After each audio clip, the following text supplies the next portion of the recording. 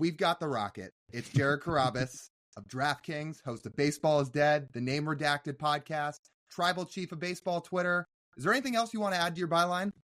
That covers it, I think, for the most part. Yeah. Well, I'm doing some stuff with Nesson this year, and I teased it on the latest episode of Name Redacted. I haven't said what, but it's a really cool opportunity, and it's something that, as I mentioned on the pod, has not been done in our sport yet. It's been done in other sports, but not in baseball, if it all comes together. So I'm pretty excited for that. Well, MLB Network correspondent as well, sports radio insider. That's a couple other things I think that works in. I do a lot of stuff. I'm keeping busy during the year. You're not missing out on much. No, I got a lot to do. People that know you, know you as a baseball guy, but everybody knows you're a Red Sox fan. So we've got something for you that ties from the Mariners to the Red Sox that we just had to run by you. So over our first year of doing this podcast, we've got to talking with some of the players and doing some social media stuff with the guys. And one of the things we've kind of uncovered is this bullpen has some takes about some baseball topics. And two of them, which we thought would be right up your alley, are as follows. Number one, they think Babe Ruth is a total fictional character, like the entire bullpen believes he didn't exist. And number two, even more so up your alley, they think the Ted Williams red seat home run is about the fakest baseball story ever told. So, do you have a response to that? I mean, people are catching up. I feel like I was way ahead of the curve on all of that. And now we're at the point where people are like, you know what? This guy's making a lot of good points. You know, the Babe Ruth thing. I mean, I'll fight Dallas every day on this. He's a big Babe Ruth honk for whatever reason. But I was probably one of the first people to slander Babe Ruth's name, and it's been gaining a ton of traction in recent years, which I'm very excited about. I won't stop until he's erased from baseball history. And then the red seat, I can't take credit for that one. That was Poppy. So Poppy went out there, I believe in 2006, somewhere in there.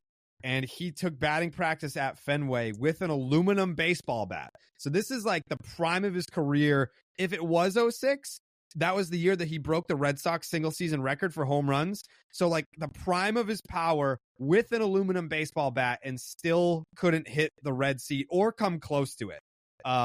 So yeah, that one, there's no way that happened. One of the guys that my dad plays poker with, he is obsessed with Ted Williams. So like they have like a little poker game, and like, you know, they have like the dealer's choice or whatever. So like they all like pick their different games that they get to play. And he has a game called Ted Williams where, like, I forget how you play, but it has something to do with like his career batting average and like the 406 and like number 9, like encompasses like all like the Ted Williams stuff. And he was beside himself when I told him that the red seat just wasn't real. He's like, well, you don't know, like someone, like the ball gets up in the air and then the wind can take it. I was like, Mike, like baseball like has been around for 100 years, over 100 years. And we've had wind before. We've also had a little thing called steroids before, and no one has come remotely even close to that red seat. I don't care if it was in a category 5 hurricane. Like, it doesn't matter. No one hit a baseball that far. But it is, you know, it's a nice little thing to point out when you go to a tour at Fenway Park. It's like, oh, what's the red seat mean? Like, oh, Ted Williams hit a ball 502 feet. And by the way, Manny Ramirez, and I believe 2001, it might have been his first season in Boston, he hit a baseball over the light tower. Like, this is before StatCast, obviously. Hit a baseball over the light tower and like onto the Mass Pike across the bridge. And they were like, yeah, that one looks like 501. We're going to call that one 501 because they didn't want it to break Ted Williams' red seat. Like a stupid, made up home run distance at Fenway. They were like, yeah, Manny's, I think that one, that looks like 501 to me, just because they didn't want it to be longer than the red seat, which didn't even happen. So there you go. What is your favorite Babe Ruth story where you just sit there and chuckle and like, see, like there's no chance? I mean, like, I believe that there could have been this guy that was just head and shoulders above everyone else. because like he didn't play against anybody of color, didn't play against Latino players. Like he was bigger. Like you have to think about like the time period.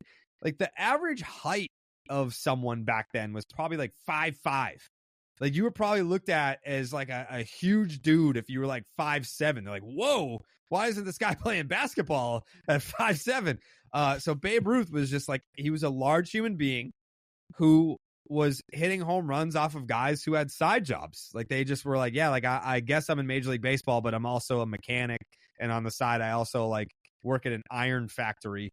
So like, I guess that like the concept of Babe Ruth could be real, but it's just like, I don't like when we look at like we just did on Baseball is Dead. We have a segment where Jay Hay breaks down like MVPs from past years, and he just did 1931.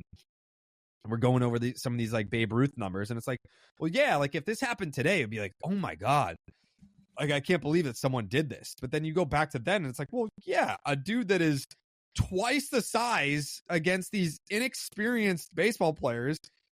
And I mentioned to Dallas too, I was like, the average fastball velocity back then was like high school batting practice today. Like you should be hitting 700 plus home runs when you're facing midgets that are throwing 71 miles an hour. And that's like a blazing fastball for the time. Like, yes, you should be doing that. So it's like, yeah, like maybe he did all those things, but I'm not going to give him credit for it. Yeah, it's like how they called Walter Johnson the big train because he threw so hard, but back then he was throwing, 90 miles an hour or whatever? That was considered like 105 back then. Correct. And that was Babe Ruth's toughest competition. I will tell you, this whole Mariners bullpen is going to be like jumping up and down, hearing a Red Sox correspondent agree with them on the Ted Williams thing, because they said when they took the tour and they saw this thing, they're like, they're full of shit. They're totally lying to us. Like, there's no chance this happened, especially if Poppy couldn't do it with a metal bat. And that's been their take forever.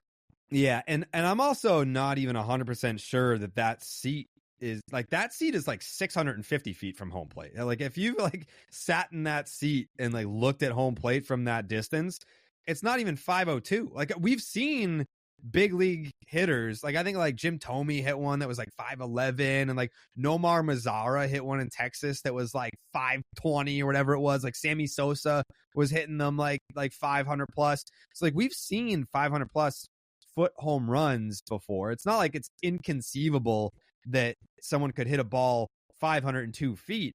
I just don't even believe that the seat is 502 feet away. Like I think like the measurement is wrong.